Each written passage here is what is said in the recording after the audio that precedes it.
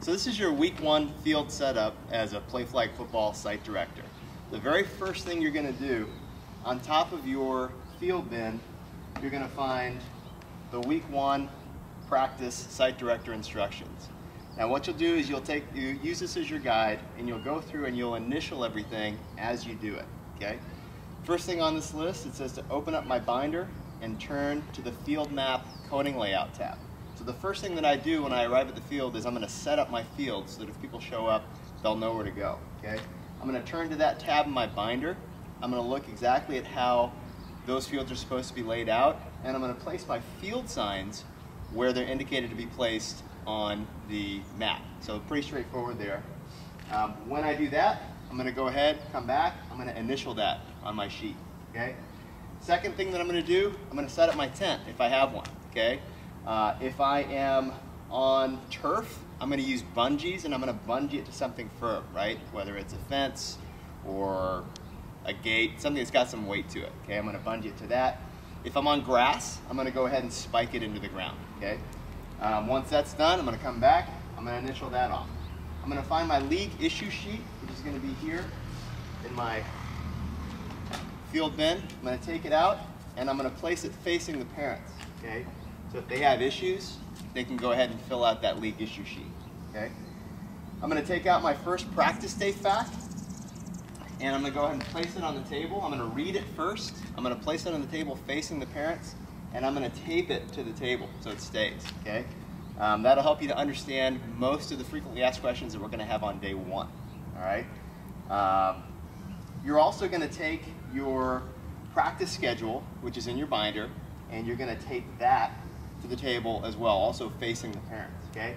One thing you'll notice on the practice schedule, under coach name, if there's no coach listed, that team doesn't have a coach yet. We'll talk about that in a second, but that's important.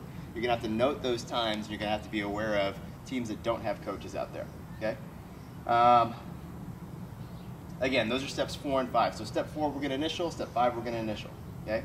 If you have support staff, you're going to turn to your sign-in sheets tab, the very first one in the folder there, and you're going to have everybody sign in. You're going to sign in for yourself as well. You might have a bag that has, it'll say league issue sheets on it, and in that bag will be equipment from last week. So if we had issues last week, that's where the equipment to address those issues will be. And if somebody comes to the tent and says, hey, I had something, I needed a youth small and they didn't have any, that equipment, if we have it for them, is going to be in that league issue sheet bag. Okay. Go ahead and initial that when you locate that bag. If you don't have one, it's probably okay. You might want to give me a call, or just make sure that you're not supposed to have one. The main thing that we're going to be doing today is distributing equipment. Okay. So in your binder, the very front left pocket here, you're going to have an equipment distribution guide. Okay. We're going to take that out, and we're going to go through it, and we're going to set up in a way that will allow us to easily distribute equipment to all the parents and the coaches who are coming out. Okay.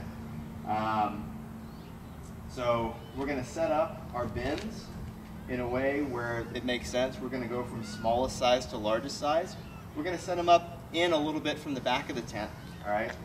Sometimes you'll get parents that want to come and help themselves. We want to discourage that. So we'll set them in where they can't reach them, but we can get to them pretty easily. We're going to set up our coaches' bags also. Okay. The coaches' bags will be close to us. Again, we don't want that equipment to disappear. Okay. We're going to set up the binders with the lists of players, and the binders with the lists of coaches also. And we're going to go through those binders as somebody arrives. So if somebody arrives, you're going to come up. You're going to ask them their name. They'll tell you the name. You can look it up in the binder, and right next to it, it will have their size.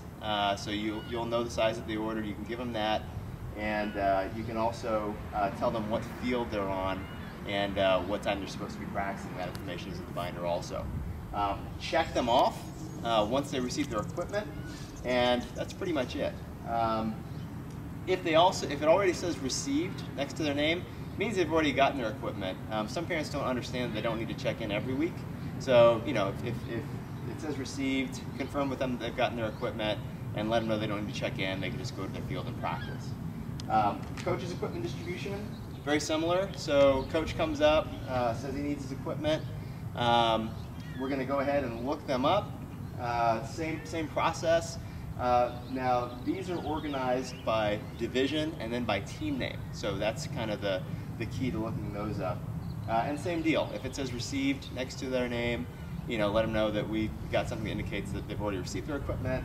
Otherwise, you can grab the appropriate equipment for them. It's going to be the red bags for preschool through 2nd grade, the white bags for 3rd grade through 6th grade, and the blue bags for 7th and 8th grade. Okay, so we're going to give them their appropriate bag and send them on their way. They might need help pumping up their balls. We'll help them do that and send them on their way for that. Okay.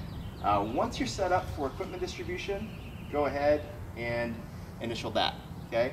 Lastly, in the left front pocket, you're going to have a list that's going to show the teams that need coaches. Okay. So again, you can find that information also on the practice schedule just by kind of seeing what's blank there. But that's going to be kind of the second priority today, is making sure that we try and locate coaches for all those teams. You should all have support staff at your fields. So follow the instructions here, but basically at that time, you're going to send that support staff to go and help run that practice. You're also going to have them let the parents know that the league is run by parent volunteers and that we need a parent or a group of parents to step up and to help coach that team. Okay. Let them know that also we'll help them run the practice today, also that we provide a curriculum for today and for the rest of the season. We provide our equipment, and that the commitment's limited to just a couple hours on Sundays, and that's it. So your goal is to find coaches for every one of these teams. Most leagues were okay, we just need a handful of coaches, so it's just putting out that effort to make sure and get those coaches for those teams. Your equipment distribution should slow down about 15 minutes after each practice starts. So once you send that support person out there to run that practice, once this has died down, take a walk over there, engage the parents. If the parents are already helping out, that's great. We'll probably solve that problem. We'll probably have a coach for that team. If it's still just the support staff person coaching that team, you're going to want to engage the parents, talk to them, and give them that same message that, hey, look, this league is run by parent volunteers, and we need somebody to step up and coach. We're going to give you all the information you need. We're going to give you all the equipment you need, and the time commitment is limited. So, tell them that story again, basically help them to get involved, and hopefully we leave that day with a coach. Bottom line is, if we don't have a coach for the team, typically we'll end up dissolving that team, and their kid won't have the opportunity to play this season. Okay. So again, once you've got that process under control, go ahead and initial it. At the end of the day, you should have 9 initials on this sheet. We want that sheet back with all the 9 initials. We want to make sure that you've understood how to do everything and that you follow the rules, and also let us know if there's something that you do that you think maybe could be done better or could be done differently. Let us know. We're open to receiving feedback and looking to change things up, to make things easier for you in the future too. Okay, that's it for the week 1 practice site director instructions.